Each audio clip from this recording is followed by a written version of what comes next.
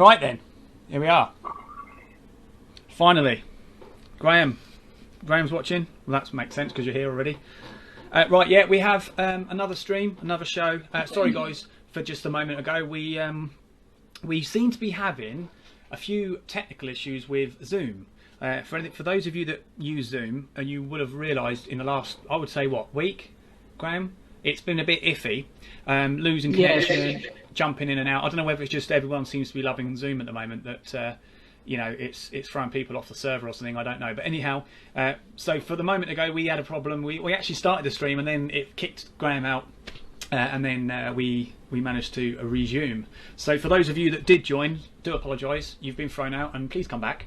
And also, I want to make a quick disclaimer before we get started. Okay, so we've got the Yorkshire tea behind me, and just wanted to make the point that in no way does this video endorse Taylors of Harrogate Yorkshire tea in any way, shape or form, nor do me or Graham know any of these cricketers down here.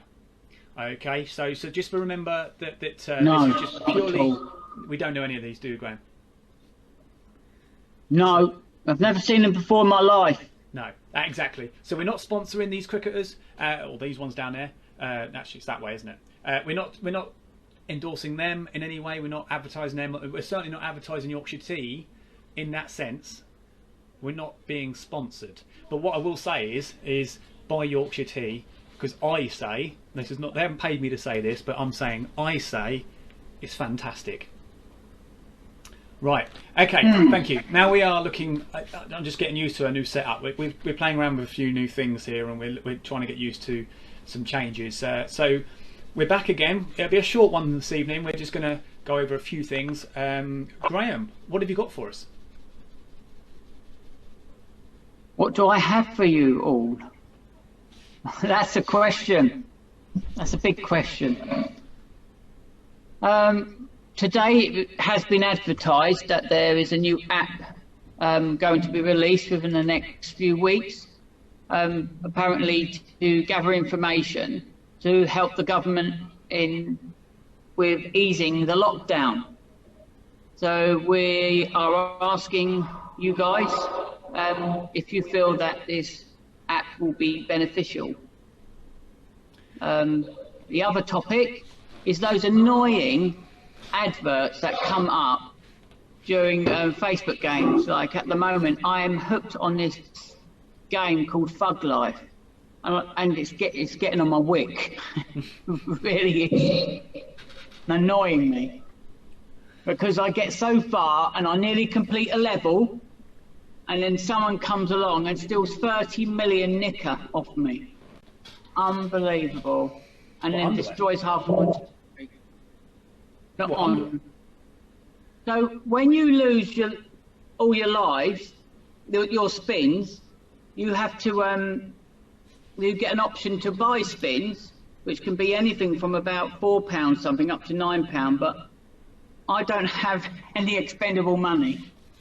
So I just go for the free option, where you select to watch a advert for one spin or two spins, or they sometimes give you some game money, like 35,000 or 165,000 in game money. Yeah.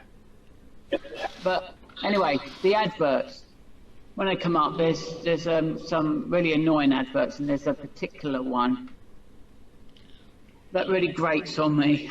It's extremely annoying.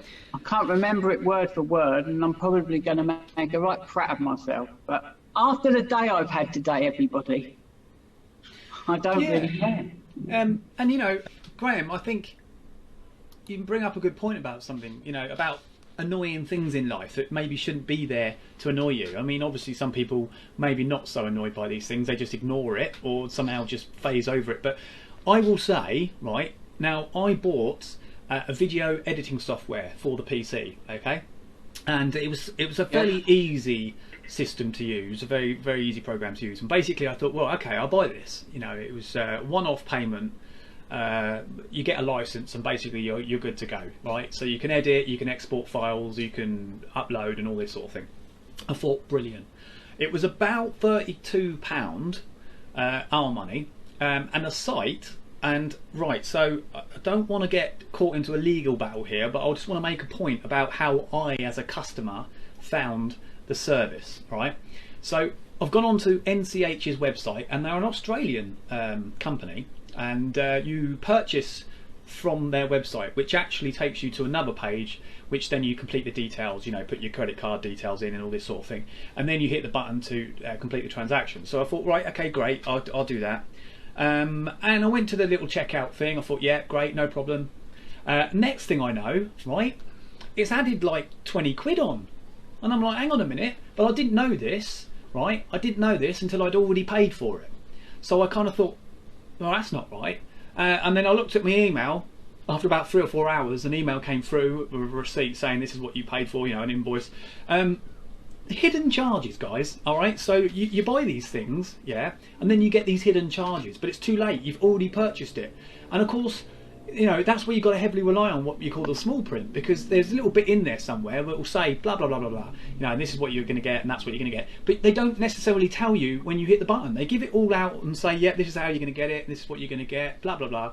And then you hit that button, and next thing you know, you've been stunned, right? So I'm not complaining about the software. For anybody that's listening, it's VideoPad. If you like editing, it's really nice and easy, nice and straightforward, nothing too complex. And you can add and bring things in. You can migrate files and you know, videos files, format files, all sorts of stuff. Look, there's loads of stuff. I'm not even going to tell you about it because I don't want you to go to sleep. But the point being is it's brilliant, all right? But just be careful when you purchase. I suppose really, if you purchase anything outside the UK, just be a little bit careful. You know, because there could be some little catches here and there. So yeah, that's the moral of the story, Graham. So when we're talking about adverts and little things that get on your nerves and gripe at you, I think that's one particular example. So it doesn't matter how with it you are. I mean, it doesn't matter who you are. They will always find a way. Hidden charges, you know. Normally it's VAT, innit? But we always know about that because legally they have to display that price, don't they? Added to, whether it's included in the price or not. We've got George Annin, nice one, mate, nice to see you. Sorry, George, if you did just come in just now, we did have a few technical issues for anybody that's watching. Otherwise, we started the stream and then we lost connection to Graham. Graham just went completely, and so I had to stop the stream and start again. So it was all a bit of a nightmare. For anybody that's listening, it is, I think, a Zoom issue. I think they're having a few technical issues at the moment, just due to connectivity and stuff like that, and holding bandwidth, I suppose. I don't know. Our internet's pretty good, Graham, innit? I think, fairly. So anyway, that's that. We're back on. Yeah. And yeah, so Graham, tell us a little bit more about the app you were talking about. So you've got this app, yeah. So basically, coronavirus, everything's going on about coronavirus, and so this little app, yeah, you can download your Android or tablet or whatever, and it tells you about what exactly. How does this work? Well, it does a multitude of things actually, but it safeguards your personal information, so people will not, because they have to inform others that are using the app, because it's going to go, they hope for it to go nationwide, and some lady that was discussing it on can't remember if it was LBC News or not now, she was saying that if 50% of the population actually downloads said app, then it's highly likely that from the information gathered from it, coronavirus will be wiped out. If it's only a certain percentage, then it will help slow down the effect of the virus, and in turn speed up the end of the virus. Right. You basically notify the app if you've got some symptoms, then they organise the necessary checks, like tests.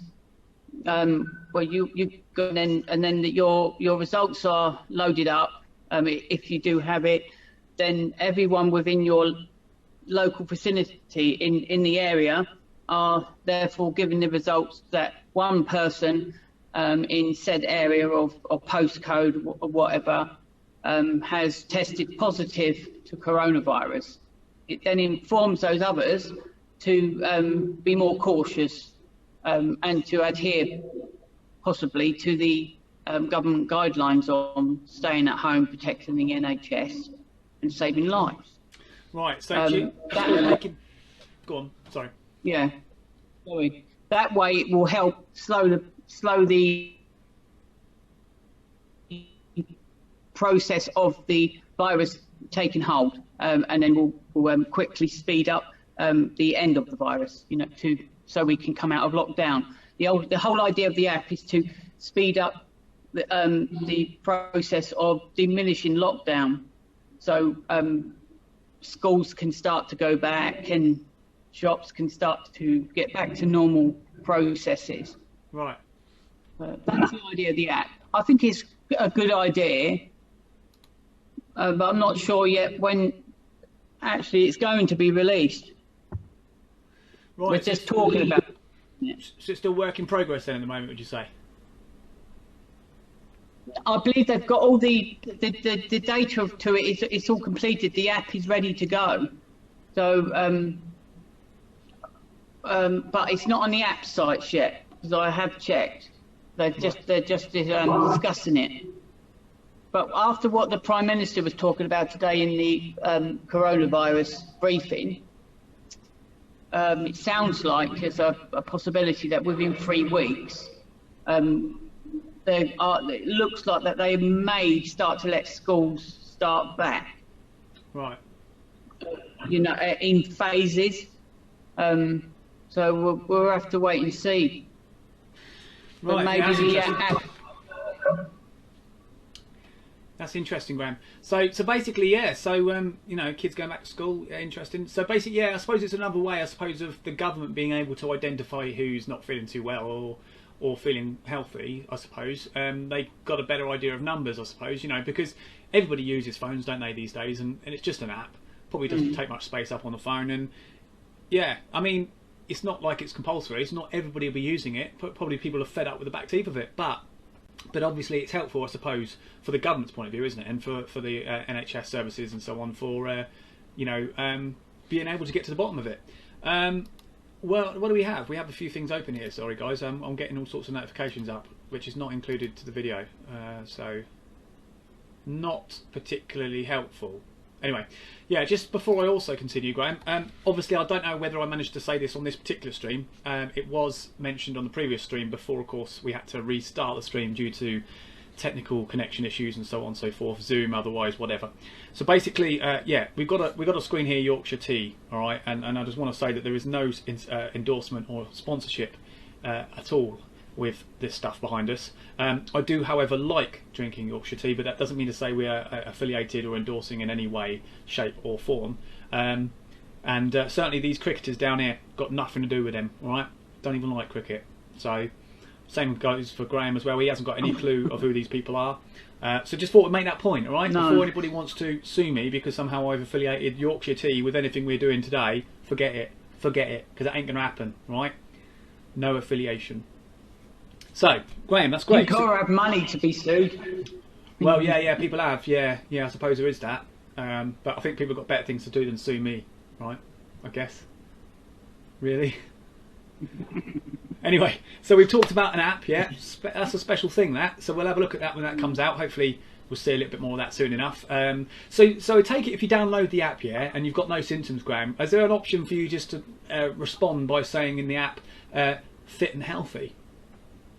I mean, is there other options for you, like, so that the government will be able to identify? Yeah, I believe you can. Yeah, there is a possibility. Well, not possibility. Sorry, guys. It is. You are able to notify the app if you are positive or negative to do with coronavirus. You can do that, because it will help the government with their way for that. It will help them plan their way forward. Basically, they'll be getting true data. Real-time That's data. to get as many people on the app as possible, so the government have got a proper view of actually what is going on. Yeah. And it's mainly in and how it's taken hold. Yeah, interesting. Yeah, yeah. Well, let's see how it goes then. I mean, you know, who's it endorsed by? Who's the app created by? Is it from NHS, is it, or is it from the government themselves? I'm not sure. Or is it just a private I don't guy? know. Is it somebody in the private sector that's just created it and wanted to make a bigger buck, I suppose? Either way, it doesn't matter. As long as it's doing its purpose, then it's all good, isn't it? Miroslav, nice to see you, mate. George, again, you're still with us. That's great. Thank you very much for hanging around, because I wouldn't be. Would you, Graham? Actually, no, I probably would. No. Yeah, that's interesting, isn't it? Do you know, I was watching Ricky Gervais. I don't know if you like Ricky Gervais, but I was watching him the other day. And I was just thinking, as you were mulling over what you were saying about this app, I was thinking, is it worth me mentioning this or not? Because it's a little bit on the edge, all right? And it's not quite 9 o'clock. But yeah, I might not even bother mentioning it, actually. Waste of time. No, actually, I won't mention it. So basically, he was talking. He was on a stand-up show, and he was talking about dogs, about how dogs are becoming. And what did he actually say now? I think he said dogs are becoming advanced in technology, in that of being able to, not technology. Well, yeah, kind of like technology, because you know they've been used to sniff things out, aren't they? Like, you know, like drugs and stuff like that. You know, we can use them for various different things, and he was talking about how we could use dogs to identify whether somebody has AIDS, which is crazy. I personally think that won't happen. It probably was a joke. Anyway. Not a very funny joke, though, is it? Not really. But then again, that's what he's like, isn't it? That's just. I can't remember, to be honest with you, there's no punchline here, because I'm not even telling you how it was. You know, I'm basically explaining something half-heartedly, and so it's a waste of time, really. I wasted your time, really, for that. So yeah, we talked about the app. Yeah, that's great. We've also spoken about annoying adverts. Now, scams and adverts and so on and so forth. Yeah, they do. They do this stuff, don't they, Graham? They do this to will you in, don't they? To get you on board, and then they whack you. Usually additional. Yes, I do. So just be careful, anybody that has been wanting to use VideoPad to do any editing with videos and so on. Just be mindful that when you click on the NCH website, that you just go through it step by step, because you don't want to get stunned. What else are we going to talk about, Graham? What else have you got to say? You've had a bit of a day today, haven't you? So you told me. Yeah, I have. My mum's health isn't very bad, so I can't really go into details about that online, but it's not had a very great day. No. Oh, that's not good. So, have you walked the dog today, or have you been out and about? Oh yes, Susie Lockett, the dog, has had 3 walks today. Right. Yeah. So she's enjoyed herself. Okay. How did that go? Fine. First 2. Yeah, the first 2 fine. The third one was okay, but it started raining, and she doesn't like the rain. So I ended up having to carry her back to the bungalow. It chucked it down, didn't it, mate? It absolutely thrown it down. Yeah. It's pretty bad. Oh, well, that's interesting. See, that's commitment, that, isn't it? You know, it's raining, and who cares? You're going straight out. You're walking that dog. That's commitment. That's love as well, in a way. That's loving dogs. That's how it should be. My dog, she's really unfit. She's not when she's around the house. She runs around a bit of a madhead, but when it comes to going outside, you don't have to walk that far before she absolutely gets knackered and she starts pulling back on you. She doesn't want to go any further, you know. So within 10 minutes of being out, she's really unfit. I never thought I'd ever say that for a staffy, being unfit. I mean, she doesn't look unfit, but I guess it's her age. You know what I mean? I suppose when you're 70, you know, you don't want to be running around, do you? But you know, same applies to a dog, I suppose. Even if they look as if they've got more energy than you, they probably haven't. So yeah, don't be fooled. Elaine Slade has joined the stream, guys. She has mentioned. Hello, Elaine. Graham, she has mentioned something here. Let me just have a look. Yeah, she says, "Hey, Mr. Lane, hope Mum's okay," and she says, "Bloody love you." My face has disappeared. I know. I'm just so amazing. But where's your face gone? I don't know. So this is the problem, isn't That's it? probably that is probably why she bloody loves me, because she can't see your face. Well, that helps. That'd be good for anybody. At least you know you're going to sleep tonight. You know, not having to look at my face. Don't watch this back. That's all I suggest you do. Don't watch it back. Then you'll be safe. You'll get that shot eye. Yeah, Lucy Lockett. That's interesting. Who else we got? We've still got a few people on. Graham, you're watching the stream. I don't know how you're doing this. How are you? Oh, I suppose you're watching it, right? Yeah, you got it on your phone, have you? Yeah, I've got the phone next, so I can see some interaction coming up from the viewers. Yeah, that's it. That's it. And if we're lucky, we might hit about 3.5 million viewers at some point. Yeah, right. You must be dreaming, mate, ain't you? Not that big. Do you know what? No. I used to have a YouTube channel. I had loads and loads and loads and loads of followers, but I gave it all up. I just got onto interesting things, other things, and just let it go. Do you know what I mean? And now I can barely get a viewer. Although, having said that, we've got a few people here, so I appreciate that. We appreciate that, don't we, Graham? Sean O'Shea, you joined us. Hey, mate. Yeah, nice to see you, Sean. Well, not to see you physically, but last time I saw you was at work. A long time ago I had. Can't wait to get back to work and see you again. Elaine, she has a question for you, Graham. Do you want me to read it out, or you want to get it? I can read it. And Elaine, I am not doing press-ups. You're trying to kill me, aren't you? She wanted me to do those when I was on a walk with Susie the dog the other day. Right. She wanted me to run around the field. I think it was 10 laps or something. All right. Well, So yeah. I ran around the field about 3/4, but I cut across the top of the field, so I didn't do it. She says you're I'm a lightweight. light one. Yeah. Yeah. You could do a press up now, Graham, if you wanted. But the only problem is you're probably gonna disappear out of space since you're floating a little bit. How are you sitting up there that high anyway? I could pretend that I'm doing press ups, but I'm not actually doing them.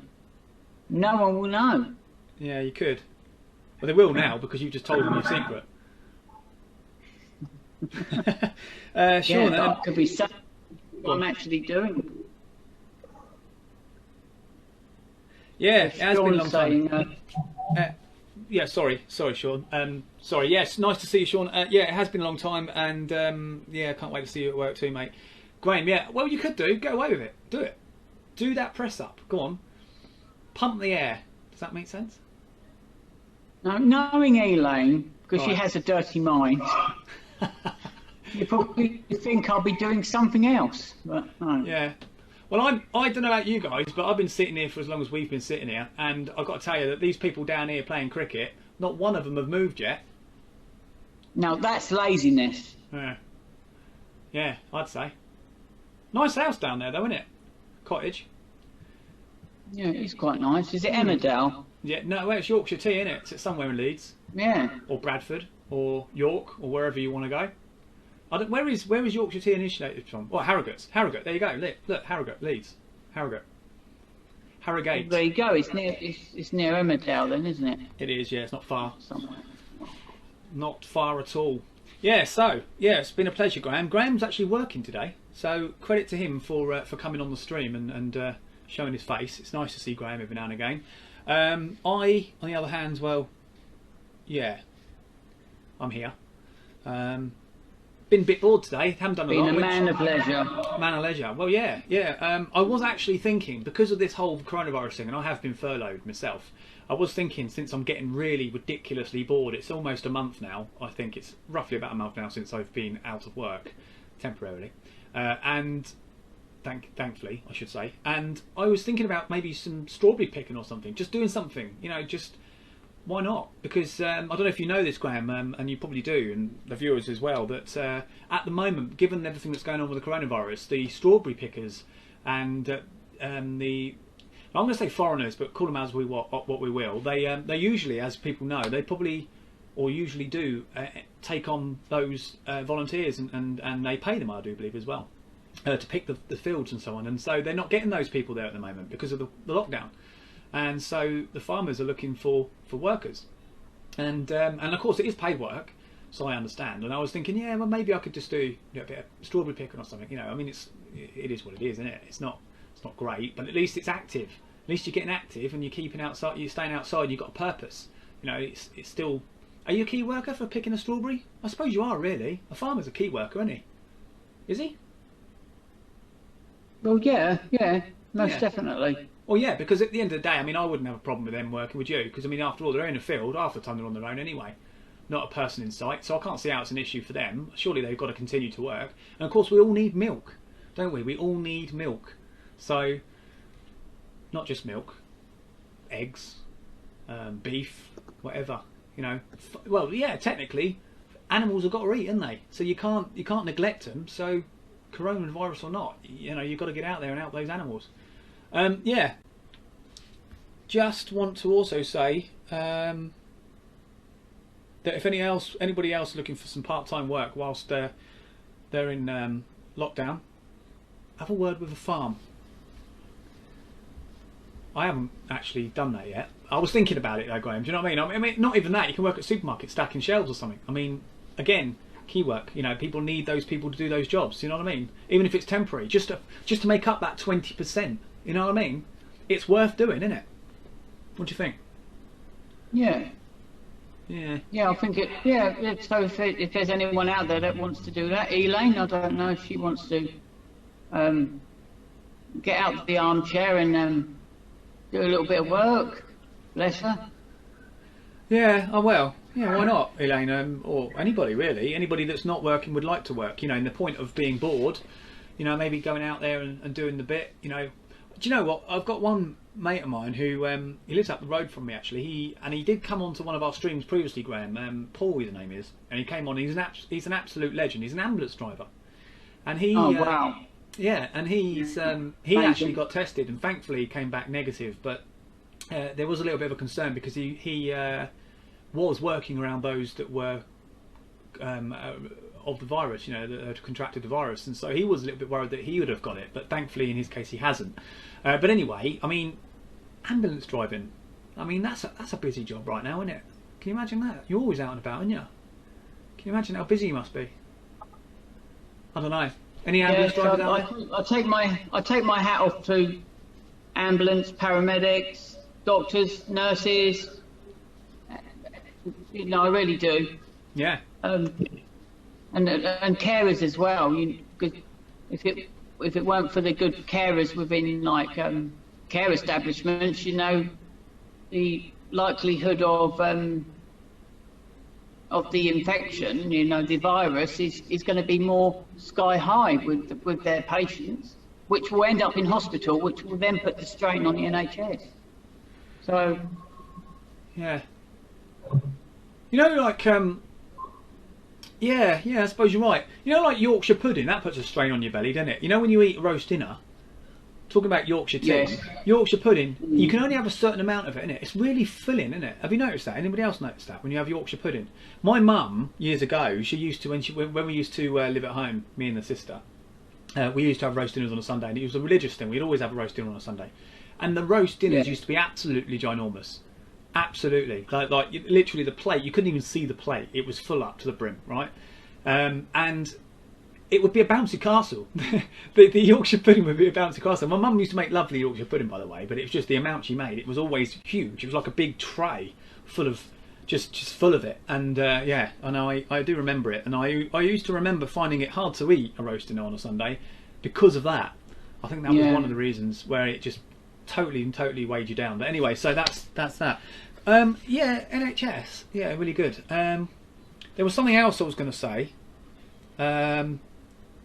Yeah, but I have completely forgotten.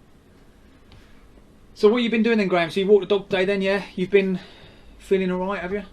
Been feeling good, fitting, all healthy and all that? Strong? Yes, I feel quite healthy. Between me and my sister, we've over the past few days have become like main carers to my mum. Right. Yeah. Yeah, she's still able to live on her own, but she needs that added help now. We just have to wait and see. She had a blood test done today, so we hopefully will get the results back early tomorrow, because apparently they're rushing emergencies through. So wow, we should see what's going on. Yeah, hopefully, mate, and you'll be able to report back with some good news. Yeah, this is what's so scary at the moment as well about people and life and health at the moment, isn't it? In that, you know, we're all told to lock down, we're all told to stay home, stay safe, and protect the NHS. But you know, if you actually become ill, or you know, you need the NHS for something, anything, you're kind of a little bit worried about going in. You know what I mean? As in that, you know, is it necessary? Well, Yes. I mean, obviously, it's very difficult for you and I and others to rectify whether it's, you know, necessary or not, since we're not doctors. You know, so how do we know? How serious is it? You might say, "Oh, I'll be all right," but you might not be. So when they say stay at home will save lives, it's all very well, but you know, if you're not feeling great, you know, what are you supposed to do? You know, my not so much my GP, but I know that there has been others that I've spoken to in the course of the last few weeks that have said that their GPs are specialised in London now. They've moved up to London during the COVID-19 outbreak, and you know, they're not available. So a lot of the time you phone up the GP and they do like a telephone consultation with you, and then they kind of tell you what they think over the phone. And obviously if it's necessary, they will bring you in, like you say about your mum about the blood test, and which is understandable. But you know what I mean? It's not straightforward at the moment. No one really knows what they should or shouldn't do.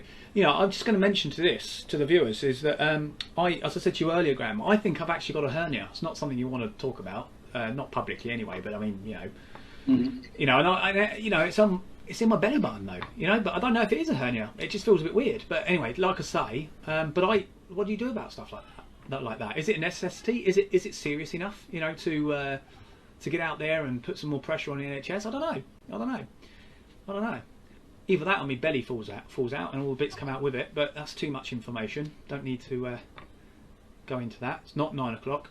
Yeah, but do you know what I mean, Graham? It's difficult, isn't it? You know, what do you do? Maybe I should just do what I think anybody would tell me to do, and that would be to contact my GP in the morning and see what he says. Or she. Depends who answers the phone, I suppose. But yeah, no, it's good. I hope everybody is well. Thankfully I'm well, and Graham, you're well, I see. It's nice to be well at this point in time, isn't it? I'd hate to believe that any of us would catch anything at this point in time. I think it's a case of staying at home, staying safe, and abiding by the rules, isn't it? I mean, do you reckon if it go on a few more years, months? Years, but months, weeks, still? Well, there is news out there that basically some news reports are saying up to 18 months. I'm not believing in that. I don't think that will be the case. I am hoping that things will reasonably go back to normal, but right. You know, but social distancing will be a must. People must still keep social distancing and stay at home as much as possible. So I'm hoping that's how they're going to handle it. I don't believe it's going to be 18 months as they say. Yeah, so I'm hoping things are going to speed up a bit. I think a lot of people now are getting fed up. But we've still got to keep at it, and we've still got to do our bit. Well, I think it is. What's the app called, Graham? You know, we were talking about the app, app where, of course, you can put your symptoms in, declare whether you're positive or negative to the virus, and it's a way of being able to tally up, I suppose, if you like, numbers in the population to see whether things are improving. And I suppose it's a good way, in a sense, to engaging people in that activity, isn't it? So, you know, things like mobile phones and so on, and that captivates people's attention. That would be a good way to do it. What's the app called? Can you remember, for the viewers? Because I think it's... Well, I do have a 3-minute video here, but I don't know how this is going to go, guys, so I'll play the video. Yeah, do that for the viewers. Yeah. Hello, Ross Vernon. Nice to see you, mate. NHS are in the process of Could an app be the way to take the UK out of lockdown? The government and the NHS are in the process of developing such an app, which would tell you if you've been recently close to someone who might have had coronavirus. How might the app work? People with the app can voluntarily opt in to record details of their symptoms when they start to feel unwell. The app would then send an alert to other app users who are recently close to that person to let them know that they have been in contact with someone who might have the virus. But the app won't identify who the person is. Now, if that person suspected of having the virus is tested and confirmed to have it, an alert goes out warning others who were in recent contact to go into quarantine to help stop the spread of the virus. This process is known as contact tracing. The app uses short-range Bluetooth signals on people's phones to work out who you've been close to, storing these contacts on your phone. Our modelling shows that the app will have a positive effect even with no uptake, but that the more people use it, the faster we can stop the spread of the disease. Estimates are that for every 1 or 2 people who install the app, 1 onward infection is averted, and that if just over half the population use the app, then the epidemic can be suppressed entirely. What about the privacy of users? This app would not be compulsory. People will have to opt in to use it. The Health Secretary, Matt Hancock, says all data will be handled according to the highest ethical and security standards. However, the app has raised concerns among privacy campaigners. You can't solve a pandemic with an app, and this will do nothing to reduce transmission of the virus, and the group that is most vulnerable to the virus, older people, are less likely to have the app. What we need to be incredibly cautious of is the fact that a government-backed tracking app is dangerously prone to mission creep. It has been assured that the app's data would not be available for use by the police to enforce social distancing rules, nor will it be used to track your geolocation. Have other countries adopted a similar app? Voluntary smartphone software has already been used in Singapore and China, but in some areas in China, people were only able to go into public spaces if they had downloaded the app. And over in South Korea, it's a little bit more personal. Their testing regime sends out a text with details of an infected person's age, gender, and recently visited locations to anyone within 100 meters of them. Could an app alone end the lockdown? Our team at Oxford University have been modelling what will happen as lockdown measures are lifted. And what we've shown is that an app can limit the number of new infections, and if enough people use it, can delay or even prevent us having to have a second lockdown. An app would just be one part of a range of measures to lift the UK's lockdown, including more testing and allowing certain sectors to reopen, gradually easing the restrictions over a period of time while continuing to observe social distancing to stop the spread of the virus and overwhelm the NHS. Well, there you go, guys. Could an app be the way to take the... Well, I think that's really impressive, isn't it? Actually, it sounds a lot better than I thought. You know, Graham, I mean, that was a really good video that you're showing the folks, and I think people will actually use that, won't you? I think it's quite interesting, and I think the fact is, I think people have to be particularly careful about privacy, online privacy, and all that sort of thing, and safety as well. So I think that's a good thing that that's being mitigated into the app, you know, so that people don't know not necessarily who's got the virus, but also where these people are. But obviously, if it's in a sort of area of which you are, then I suppose it's a way of being able to have people realise just how serious the virus is, and to be able to deal with it. So yeah, you know, the safe distance thing, I think that will help with that as well. You know, they say 2 meters, but if 10 meters away your phone pops up saying, I don't know if that'll work in that sense, but pops up saying somebody's infected, yeah, at least you know, whoa, okay, I'll move away, you know what I mean, or get away from there, or, do you know what I mean? I mean, I think it's a really good idea, Graham. It's a breakthrough, really. Yeah, I think it's needed. I personally would download the app, and you know, just in case. So. Yeah, well, thank you very much, Graham, for that wonderful presentation on the coronavirus app. So for those of you that have got, I'm assuming it's going to be available on Android and iOS. Is it iOS? iOS? Don't know what it's called. Let's just say Apple, yeah? Yeah, but it'd be all, yeah, it'd be all the devices would be able to download it. Right.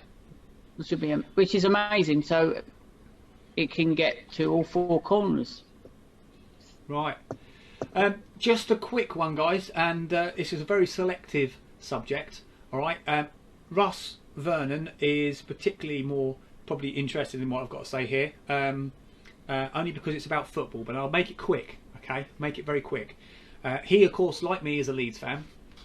Yorkshire tea. Yay! So he will probably already know this. And for those of you that don't, then, well, I'm going to say it anyway. And it's not guaranteed that this is the way it's going to go, but it has come out today that because of the sheer cost of the progress of the league, i.e. the championship, English Championship, and how far they've come and the money that's involved in getting to where they've got to, regardless of where you are in the league. And also for those who are sort of at the bottom of the table that could see themselves relegated into the bottom division below, there has been talks about allowing the 3 top teams to go up. I say 3 top teams, so you've got Leeds, West Brom, and I think who's the other one now? Fulham, to go up to the Premier League, and no team becomes relegated. They're talking about doing that, and they're not guaranteeing it's going to be that way yet, but that is looking the likelier possibility. In which case, for those of you that support Liverpool will also agree, I'm sure, that's good news for you. Because, of course, that means Liverpool get the Championship, and I think it's right that they do. I think it's deserved.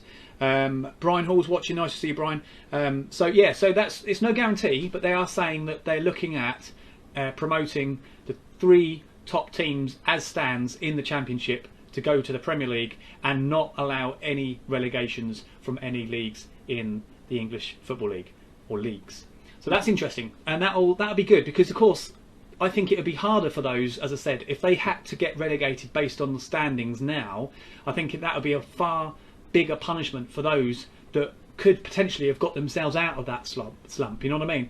So it's going to cost them a lot more to go down than it is to go up. So I think it's fair to say I think that's the best way to do it. And so they won't have any relegations or promotions, but they won't have any relegations this year. But then next year they might have more. I don't know how they'll do it. But so that's an interesting point. We'll have to wait and see. So hopefully we're coming closer, guys, any football fans out there, to a decision on what the EFL will do, whether it's the EFL or FA or whatever. You know, they're having meetings about it. So we should hopefully hear soon. Ryan Woodbury's watching. Nice to see you too, mate. Just talk about football and we get 2 or 3 extra followers.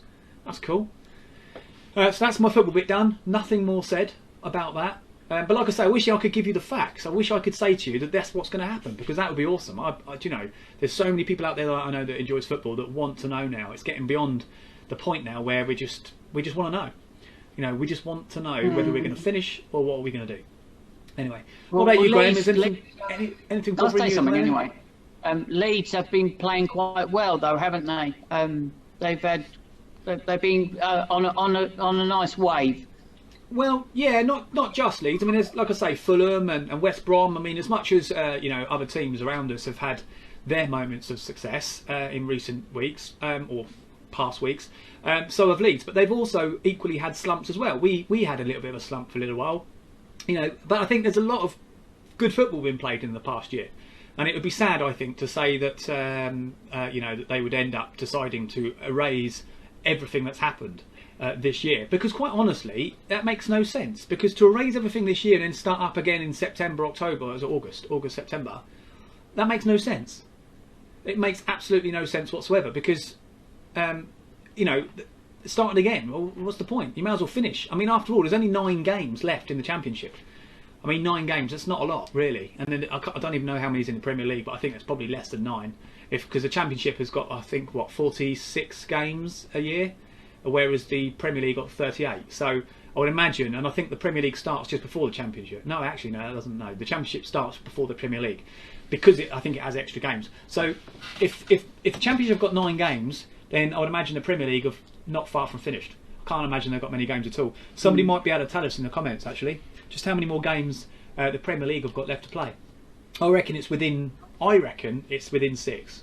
I think it's within 6. It's got to be less than that. Sure of it. Yeah, due to the coronavirus pandemic, hasn't someone arranged the possibility of football teams like playing a game after each other to catch up with what they are meant to be doing? Yeah, I was talking to somebody. Who was I talking to now? I was talking to somebody the other day. Oh yeah, it was an old work colleague of mine. I used to work in an office some years ago, and I saw a guy called Neil. So if Neil, you're watching, chatting about you here in a minute. Hello, Courtney. Nice to see you, mate. Yeah, so me and Neil were talking, and I was actually waiting for Shell because she was in the B&M just getting a few bits, and I was sitting in the car, and he walked past, and we had a bit of a chinwag. Talked about football. He's a Liverpool fan, by the way. Not that makes a difference to this conversation, but so we were chatting away, and he was saying that he thinks that they will finish the season. And in order to do so, they will lump a lot of the fixtures together. So have maybe 2 or 3 games a week. And in order to do that, they could do that, but they would have to look at maybe having 5 substitutes in a match as opposed to 3. So it'd be a lot more player rotation within a game. So it would help with fitness and the capability of being able to finish the games with the congested fixtures. So they're looking at maybe doing that. So there's, like I said, there's lots of different options and ideas that people have come up with. I say people, but it's all talk, isn't it? I think we've all got ideas, but I think officially we don't know what they're going to do yet. And I hope personally, I would prefer not to get promoted now and be told champions, because I want to see the league finished. Whatever happens, I want it to be done properly, and I'm sure there's Liverpool fans out there that feel the same way. I'd rather we played it, and even if we have to, play it behind closed doors. One thing's for certain, and I was talking to my dad about this because he also is a Leeds fan. One thing's for certain is that Ellen Road, particularly in Leeds, can be really busy on match days, and a lot of people hustle up and gather around and so on. So there's a very strong suspicion to believe that they will likely not certainly play at Ellen Road, in which case means no more home games at home, and so it only leads to one option: either neutral games or behind closed doors. But I think they'll just do behind closed doors, even if they do Ellen Road, but just have no fans and request that fans don't arrive. I mean, I don't know how they'll do it, but like I say, I think we just need to finish the leagues, mate. I really honestly believe we do. Yeah.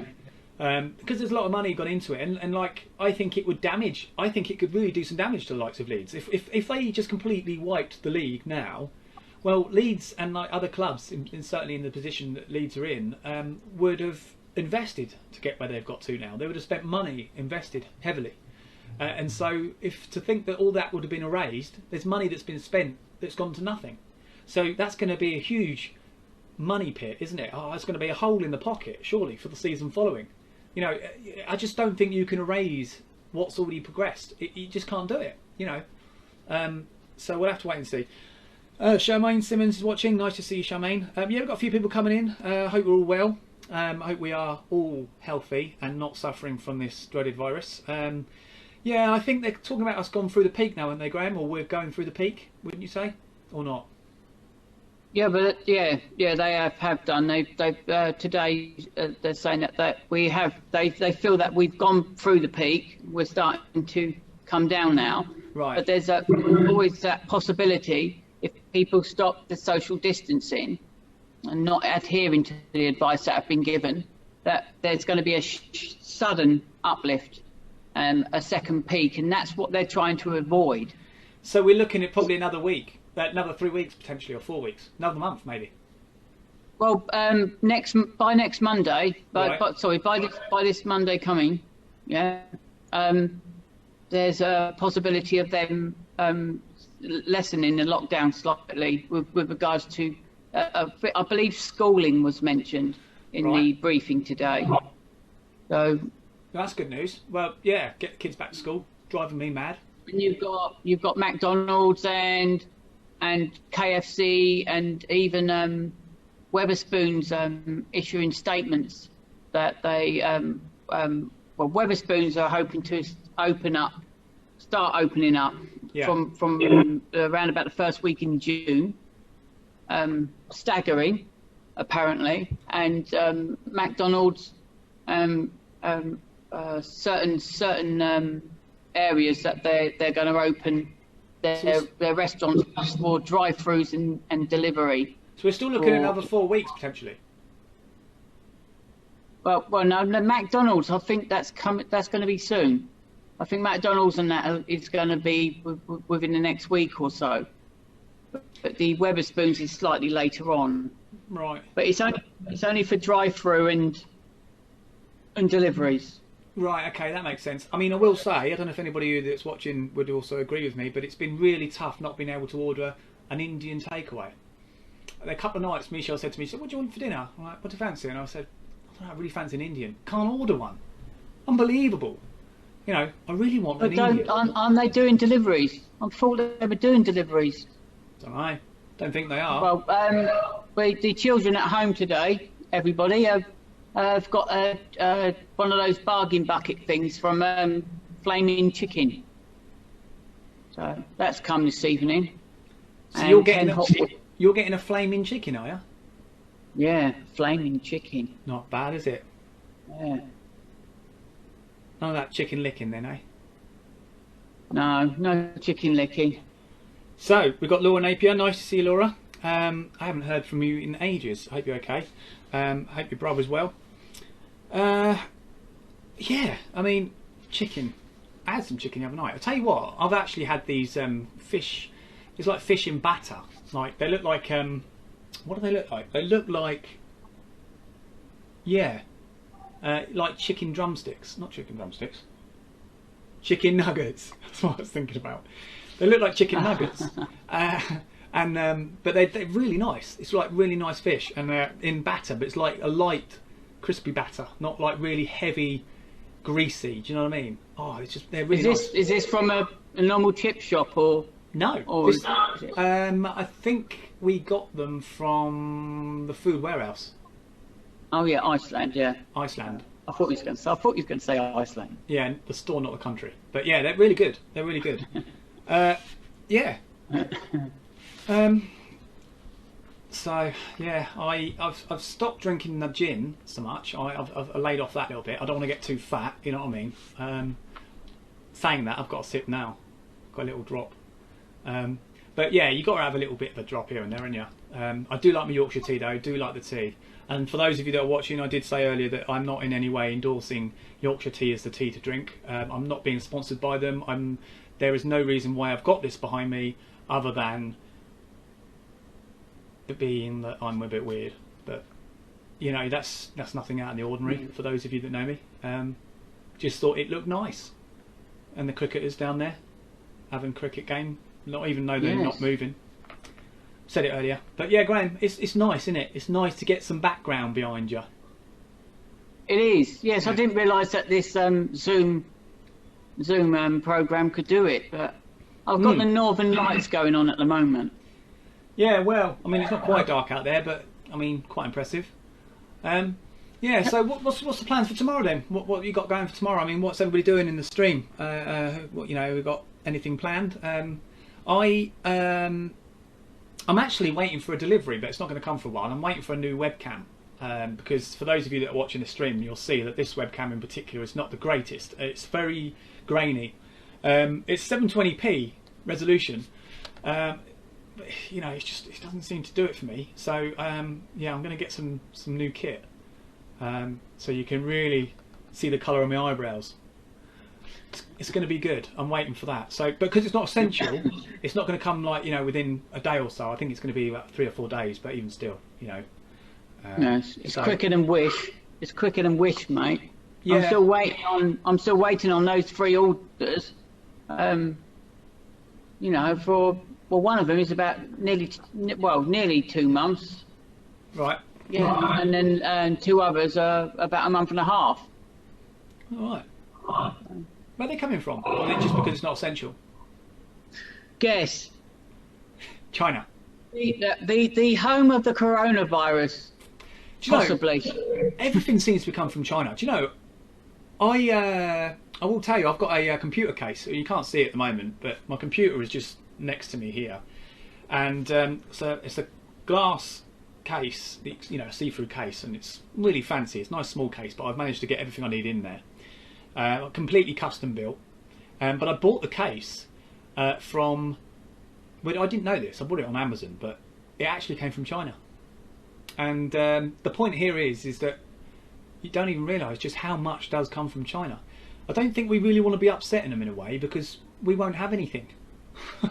You know, from the spoon to the computer, you know, everything comes from China.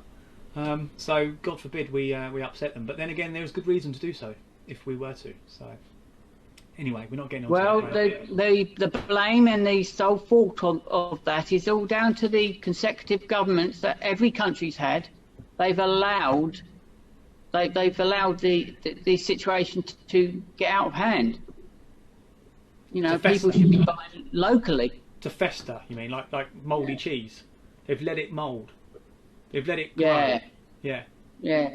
Yeah, they Well, I have, like yeah. mouldy cheese. I like, getting onto cheese. Yeah, I do quite like cheese. I could probably live on cheese and pickled onions for a couple of months, and then I might have to have like a week's break and, I don't know, eat plain crackers or something. I used to work for Paul Hollywood, Graham, talking about cheese, and I used to absolutely love Stilton, right? Stilton cheese. Yeah, brilliant. it's one of my favourites. I never used to though. Well, Never used to like it. It was one of my favourites, but where I worked in the bakery with Paul Hollywood, I made a lot of loaves with, or it's this particular type of loaf, which was nice, and I had lots of it. Was this it was a Stilton cheese loaf, and it smelled great, of course, when it was baking. But I had so much of it, I ended up getting bored. It's like too much of anything, isn't it? If you have too much of anything, you start getting a bit despondent with it, and so maybe you just don't want to wear it out. Do you know what I mean? It's like, Yeah.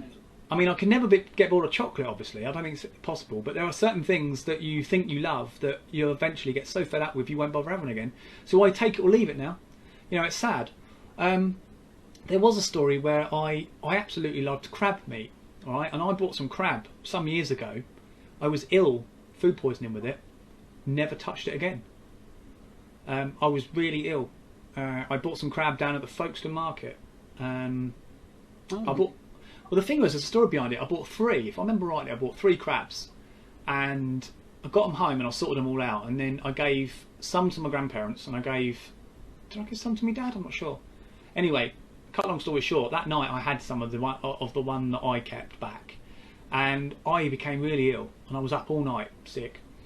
But my mum and dad, I think they were okay, and my grandmother and grandfather were okay, which I was quite pleased about in the end, because I'd rather I had the food poisoning than them, you know what I mean?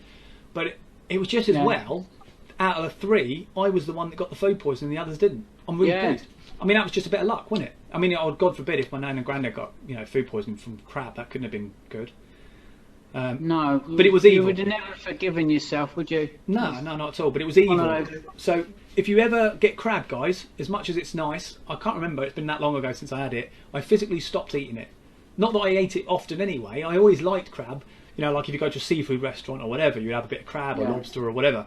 But no, I just physically said to myself, I'm not having that again. That is it. That's the last time. And from that day onwards, I've not had crab. I will say though, lobster. I haven't had food poisoning over that, but the last time I had lobster was at Dunkley's in Deal. So for those of you that don't know, it's a place in Deal, Dunkley's restaurant, fantastic.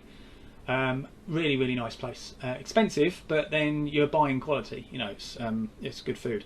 So I recommend if you've got family gathering, friends, partner, relation, whatever, go down there, enjoy it. And you can stay there as well as a hotel as well. For those of you who didn't know, it's been there for years. Yeah, so we've spoken about a few things, Graham, haven't we? Fish. Do like a bit of fish, actually. Yeah, just not crab. What about you, Graham? Is there anything that you detest these days that you used to love? Anything in particular? Don't say me. No, you're all right, mate. You're one of the good ones.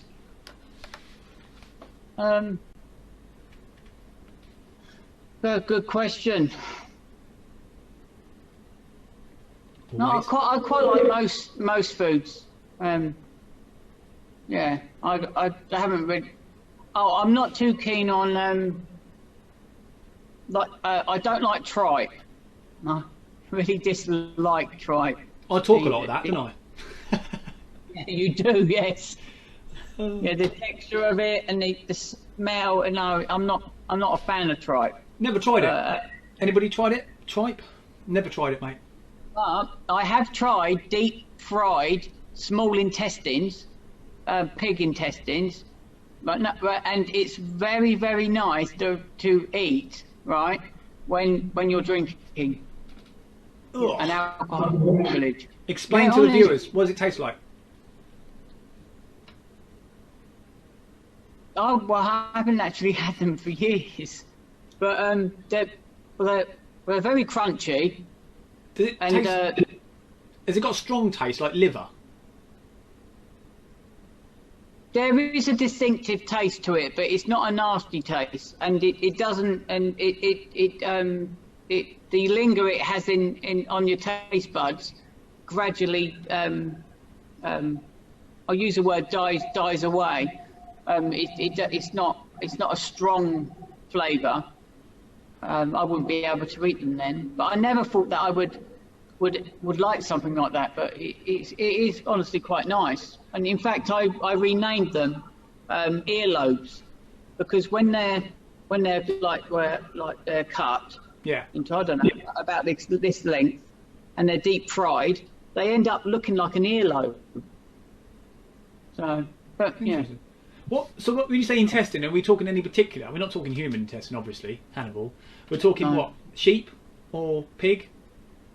Pig. I believe it's pig.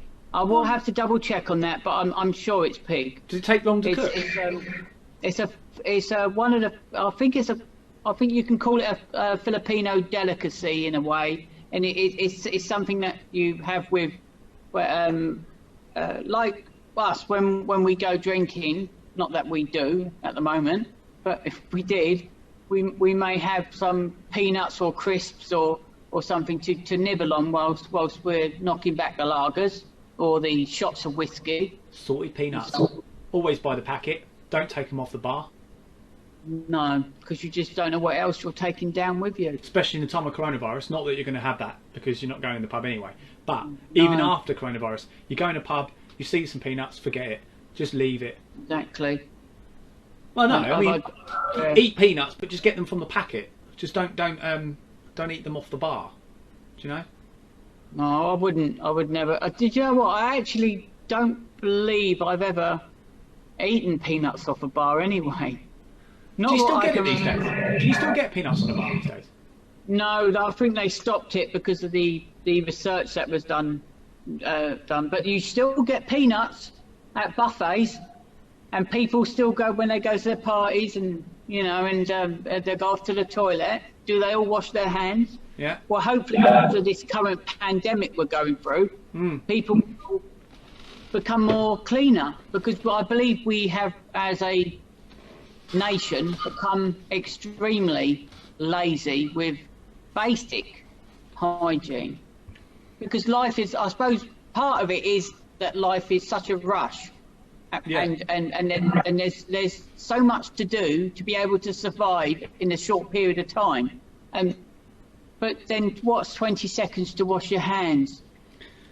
We all need to re-educate ourselves, basically. That's the moral of the story. Yeah, I mean, just don't pick your nose, or don't pick somebody else's nose for them. That's what I say. Keep your hands clean. Watch where your hands are going. If you know where your hands have been, I think the argument could be that, well, you're okay. I mean, obviously that's not entirely scientifically true. I mean, of course, you just living a normal day's life, doing a normal thing, can be bad for your hands, can't it? I mean, germs can be anywhere. Even if they're not yours, it can be that somebody else's. Without realising it, because you can't see germs, can you? They're there, but you can't. So I suppose, just wash your hands. All around us. Even when you wash your hands thoroughly, if you was to put them under an ultraviolet light, you will still see the odd speck or two. You'll be covered, of a germ. Covered in it. Yeah. Well, there you go, folks. Take care of your hands, and don't let germs infest you. Is the topic of today. It's important. We have got a few people on. Nice to see everybody that's joining the stream. Weather's not great out there. Don't suppose you've got a lot going on, so why not come and join us? We have had a good chat already, Graham, haven't we? We've spoken about a few things. We've spoken about Yorkshire tea. We've talked about intestine. Now I'll tell you what, I wouldn't mind trying that. I don't know if I could actually. Intestines. Could you?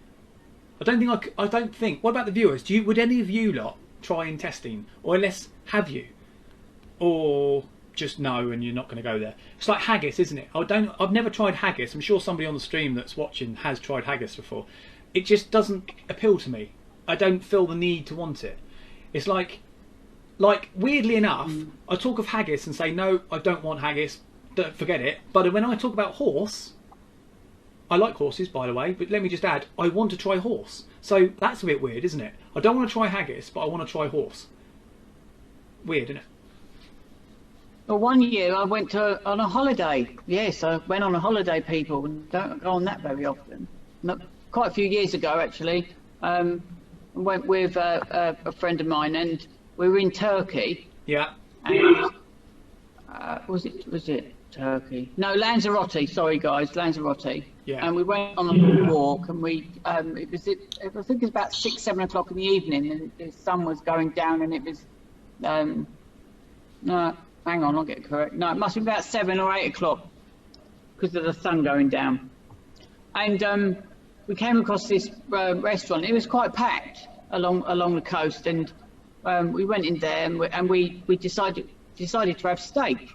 Right. And it turned out I went, oh, this is a funny name for steak, because it had this whatever it was said, and steak. You could just understand the word steak. But it turned out that what I actually had was horse meat. And I will say this now, it was possibly the best steak I've ever had. See, it was watering. See, this is exactly, Graham, I can believe that. I used to work in an office once, and this one particular guy, he was in France, actually, funnily enough. They eat it in France. It's a delicacy, I believe. He was over there in a restaurant with his family, and he was asked whether he wanted it, and he sort of paused, and he said, yeah, why not? You know, they're on holiday, why not? You do these things anyway on a holiday, you just go with the flow. Anyway, he had this horse, and he was telling me when he got back to work how beautiful it was, how very salty, but not overly salty, but very rich in flavour it was. And I thought, I really want to try that, because I like meat, you know, and I like a bit of steak, and yeah, but I never had the opportunity. So I think when the opportunity arises, for those of you that like horses or have a horse, I've got nothing against you guys, all right? And yeah, but I like horses. But so yeah, yes. One day I might try it. I might try a bit of horse. So thanks for sharing that, medium rare. Medium rare, mate. That was the first time I tried a steak, I believe. That was normally I go for medium back then. Right. I mean, I am going back to oh my God, I think it's about 2004, around about 2004 it was. And that was the first, because normally before then I just had the medium cook, but then I thought I'd try medium rare, and it was really nice, mouth-watering. It was lovely. Well, when I have steak, I tend to like it rare anyway. I don't like it blue, but I do like it rare. I remember when I was working on the ferries, I used to occasionally flip a steak or two on the old griddle, and yeah, blue steak. Nah, I mean we used to literally just seal the edges. Done. You know what I mean? No, but rare. Yeah, it is. It's roughly about 10 seconds aside, isn't it? Yeah, it's almost raw. You know what I mean? It's crazy. But rare is just. I think it's nice because you get that full flavour. It depends whether you like it or not. I mean, others that will like rare will know. You get all that flavour. You get the blood. It's perfect, and it's not completely living in that sense. Do you know what I mean? It's raw as such, but it's cooked to a point. It's edible, and the fact that you can't get, it's very difficult to get food poisoning from virtually raw steak when it comes to things like beef anyway. I mean, obviously you couldn't do the same with pork. That's got to be very well cooked, or chicken. But yeah, so rest assured. But there you go. Try it if you haven't tried it before. Medium rare, very nice. Yeah. But rare, wow. Try rare. Someone will probably say the same to me about blue steak. Oh, try blue steak. Probably won't, but you never know. You never know. Stranger things have happened, Graham, haven't they? Lovely jubbly. So yeah, Matt Austin, nice to see you, mate. Nice to come and join us on the stream. I want to mention, actually, Matt told me about this a long time ago at work, if you're still watching. We are fans of the Last Kingdom. I don't know if you've ever seen it, guys, but The Last Kingdom is on Netflix. It's a fantastic series. It's based on the Saxons and the Vikings of that era. You know, is it 1400s, 1500s? There you go. I probably don't know my history properly. But anyway, there's a number of seasons you can watch, or series you can watch. Seasons. They just brought out a new season, which is, I'm going to say season 4. I think it is season 4. They brought a 4th season out, and he told me about this at work, and I thought, brilliant, can't wait to watch it. And I couldn't remember when he said it was due to come out, but it was only last night. I was flicking through TV, you know, because I was looking for something to watch, and there it was.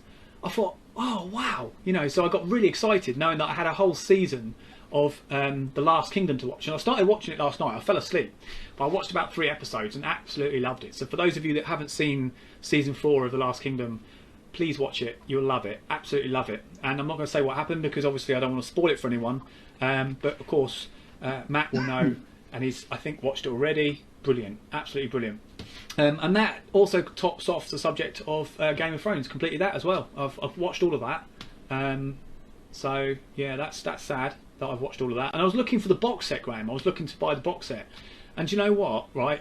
Is it expensive? Well, no, it depends really. It depends on what versions you go for. If you go for like the standard DVD edition, it's not too bad. I'm trying to think how much they were now. But I want Blu-ray. No, hang on, tell a lie. No, I don't want Blu-ray. I think I'd go Blu-ray if I couldn't have 4K. But they're doing it in Ultra HD. They're doing it in 4K. Wow. But only the last 2 seasons, I think it is. So the earlier seasons, it's just Blu-ray. And I was thinking, oh, wouldn't it be good if I get it all in 4K? Well, bearing in mind, it's really expensive. The 4K seasons are like, you know, over 100 quid, 150 quid, I think it was. Which is worth it. It's a collectible, isn't it? It's a kit. Yeah. And I think if it was me and I was going to go and buy that box set, I probably would pay out the extra for the 4K because I know I'll enjoy it. Because I've already enjoyed it once, and it's one of those sort of things that you might not watch straight away again in a short period of time, but maybe in a few years later on down the line. You know what I mean? But I always think things are always better if you watch it the second time round, because you not necessarily miss bits, but there's bits that you understand better the second time. You know what I mean? Yeah. So I will probably watch The Last Kingdom again from the beginning, and of course probably the Game of Thrones again. Misha, on the other half, she hasn't watched any of the Game of Thrones, and I said to her, look, let's get started on this Game of Thrones. And now I'm coming to the end. Well, actually, I have come to the end now of Game of Thrones, as I said earlier. I was thinking about redoing the whole thing again, watching it from the beginning, and I'm sure to believe there will be areas of the series that I haven't seen or didn't understand that I then come to understand. So yeah, interesting. Watch something twice, folks. Depends what it is. Something like Game of Thrones is worth watching twice, I suppose. Danny Laurie, nice to see you, Danny.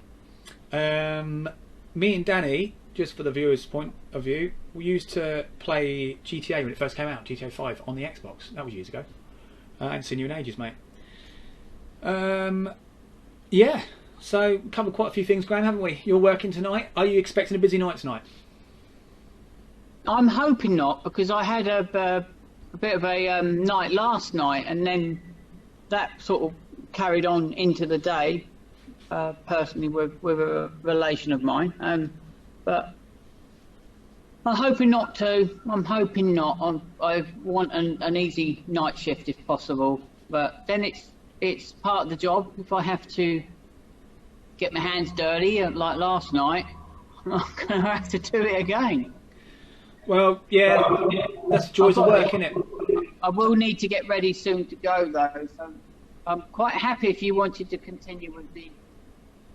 No, I was just about to wrap it up. I just want to share some very, very positive news, something that's really brightened up my day, actually. For those of you that work with me will know that we're going through a tough time, and those of you, like me, have been furloughed. But there was one particular member of staff, I won't mention any names, but she had to leave for financial reasons and find another job. However, it's been told today by management that she could potentially go back if she wants to. That's good news. And so I just want to make that point about how pleased I am to hear that for her. Mention no names, and I think that's a brilliant thing that the company have done, and I'm it's not. I'm talking as if it's like me, if it's happened to me, and I'm grateful, but I'm actually grateful to have heard it. It's really brightened up my day because it goes to show just how people are putting together in this difficult time. Nobody could foresee this pandemic. Nobody wanted it. Nobody can deal with it in any better way than anybody else. So I think the fact that these companies are pulling together in difficult times, it's credit to them, every single one of you. Regardless of the business, I'm saying it about the company I work for, but I'm talking about in general. You know, so any companies out there doing what they can to look after you guys, brilliant. Credit to them. Credit. Yeah, it's really changes perspectives on things, doesn't it? It does, mate. I think it's nice when you've got a good company looking after you. Yeah. I mean, others might disagree with me. I'm sure they will, but I honestly and truthfully believe that they're fantastic. You know, there's a lot worse out there, certainly. Anyway, with that said, it has been a pleasure, Graham. As always, I am pleased to have shared this last hour and a half with you. It's been good. Yeah, around about that. We will have, for the viewers' sake as well, we will have Matt back. Matt Turvey, he will be back with us. He wants to do Graham. Matty! He's a lad, isn't he? He was on earlier. Unfortunately, he didn't come back on the second attempt on the stream. Obviously, we had a few technical problems at the beginning. Just to say again, just as I recap, I am not endorsing Yorkshire Tea in any way, shape or form. Hardly sponsoring them either. I enjoy Yorkshire Tea. It's just my background. There is no purpose or meaning by it other than the fact that I have Yorkshire Tea behind me. That's it. There's nothing to do with me in Yorkshire Tea, all right? There's no... Just wanted to say that I'm not going to get sued for any of this stuff. I'm pretty sure I won't get sued. No. But I thought I'd make that point. But yeah, Graham, he was talking about weekend. Guys, if you want us to stream again over the weekend, please do let us know. Tap a comment in the comments box and we will be back on talking about absolutely nothing as per usual. But it's fun for me, it's fun for Graham. As he smiles. Well, we rely on other people to give us some questions, so it's like a question and answer show in a way. Yeah, isn't it? Absolutely. Yeah. You're absolutely right. And Danny has said, actually, just to revert to the comments, Danny has said, all right, Ben, dude, you okay? Yes, mate. Yeah, absolutely great, Danny. Considering we're all suffering from this pandemic and some of us aren't working, some of us are. For those that aren't, like myself at the moment, obviously you're locked down, making best of life.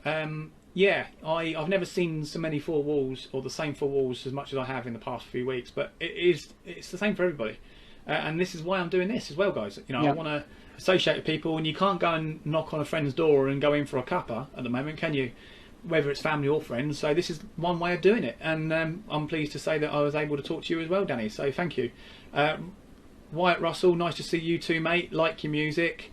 Danny, what else you said, mate? You said where the days as long as yours. Okay, dude. Yeah, well, yeah, they are long. Days are long. Having said that though, Graham, saying about days being long, I actually find days quite short.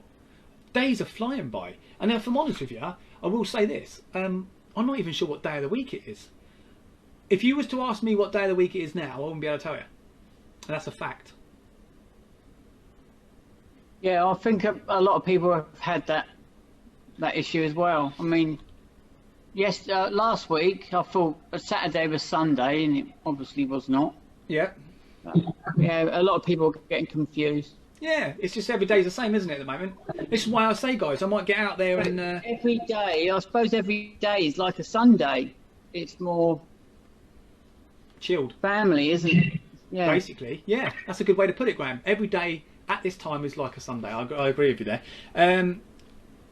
I'm going to say it's Kathleen. Yes, she's Ria's cousin. Right, well, she says hi, Graham. Yeah. Hi. How are you? I have liked it. Oh, good on you, mate. Yeah. Well, yeah. We haven't done too badly. A lot of people have come in. Thank you very much for spending the time with us again. Graham, I do think the background does look somewhat impressive behind your head.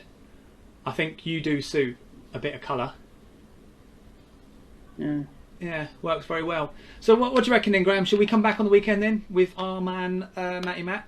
Do you think it's worth a shout? Yes, most certainly. Yes. It would be good, wouldn't it? Yep. And hopefully everyone else will join us as well, because Matty is He's a character. He's brilliant. Star man, He's very isn't he? funny. He is. He is indeed. And we're missing you, Matt. Obviously, Matt is working hard. He's a key worker. He's working, saving lives. Not for the NHS, mind you, but he's still a key worker. He's keeping the economy running. So, good on him. Yeah. What else do I want to mention? There was something else I want to mention. It's always the way, isn't it? When you come to a point where you want to say something and you've got the opportunity to say it, you forget what it was, or you go blank, and then the moment you've got the opportunity gone, you can't go back. Yeah. But no, it's been great, Graham, and enjoyed myself yet again. It has. I hope you have a good evening, and I hope you don't work too hard, mate. I hope your evening's better than last. And for everybody that's also watching the stream, thank you for watching, and also have a very good evening too, whatever you may get up to. Don't forget Game of Thrones or the Last Kingdom. Graham, you should have a look at that stuff as well. I may look at the Game of Thrones. I haven't actually watched it. It didn't sort of set the excitement off for me, but I may take a look at it. Well, can I just suggest to you, if you do, watch The Last Kingdom first, because it's not as long as the Game of Thrones, but it's still long. It's still long, but it's not as long. So it'll get you psyched up, I think, for it. So watch and that's anybody that's viewing as well that hasn't watched either of the two, which I'm pretty sure most of which have watched the Game of Thrones. It's not something that people haven't watched generally. Having said that, you never know. There are people out there, but we won't say anything, Graham, will we, about the shows. Not that you can anyway, because you haven't seen either of them. But no. But like I say, watch the Last Kingdom first, then watch Game of Thrones, and I think you'll enjoy it. I think you will enjoy it. And I want to hear about it, mate. I want to hear what you think about it. It's very gory, very action-packed, and that's what makes it fun as well. There's nothing held back. There's no hold back. There's no holds barred. Yeah. Right, Graham, final words before we lose the followers to sleep. Yeah, well, final words. Thank you, everybody, for joining us for this reasonably short stream, even though it is about an hour and 40 minutes. We normally go for about 2.5. And if Ben had his way, he'd be talking for 5 or 6 hours. Yeah, he's not far wrong there. You know, it's been but it's never boring. I know it can be lengthy, but you know the chat, it's never boring. So, and I look forward to Sunday when we do our next one, when hopefully Matty will be joining us. He's lying, isn't he, folks? He's lying. Has to be boring, surely. Anyway, No. yeah, you're right. Yeah, you are right. Matt, we need to get Matty Matt back. And for any of you that are watching the stream as well, if anybody wants to take part in these streams, you're more than welcome to. Please, if you do so, want to, just message me in the Facebook Messenger, and I'll take it from there. And more the merrier. I think it'd be a great laugh. The more we get, the longer the conversation. There you go, Graham. We could be talking 6 hours streams. Well, oh God. Probably not. No, I'm not. Right, okay then. We must go. Must go. Thanks, guys.